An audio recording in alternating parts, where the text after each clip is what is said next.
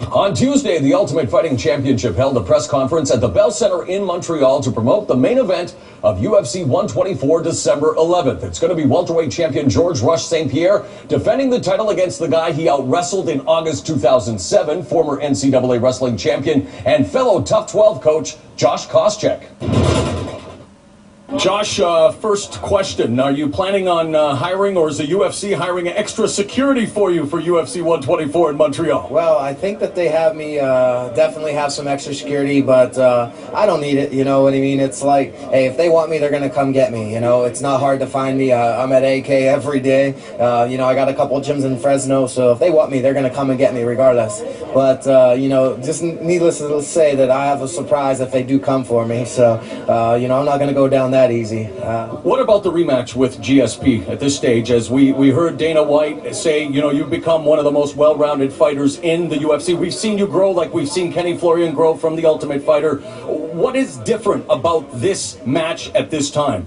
Well, I think the difference this time is the fact that I don't have any pressure on me to win. You know, I come in here to, you know, in my training camp with no pressure. You know, George is fighting in front of his hometown. He's fighting, you know, in front of his family, his friends, and, you know, he's the champion. He's already beat me once, so I believe that he has all the pressure. You know, I don't have any pressure whatsoever. I'm going to come into my training camp the last couple of months and just finish it strong and, you know, just come in here and look to put on a good show. And I believe that I got to have a good strategy, and I got to be very disciplined in this fight. I stay disciplined in this fight with my strategy, my game plan. I believe I win this fight very easily. Why do you think, like, I mean, you were an accomplished NCAA wrestler, so many of them at AK, and so many have dominated in the sport, and I always like to ask guys who've been there and done that, why are wrestlers so successful in MMA? Maybe a stupid question, but what's your perspective? Well, I think it's because of the work ethic. You know, when you're a kid and you miss out on so many opportunities to go to parties and birthday parties and,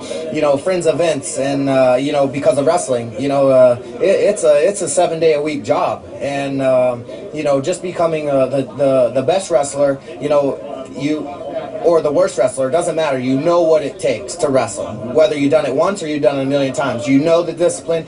You know what it takes to wrestle. And that's what wrestling teaches you. It teaches you hard work. It teaches you values. It teaches you discipline.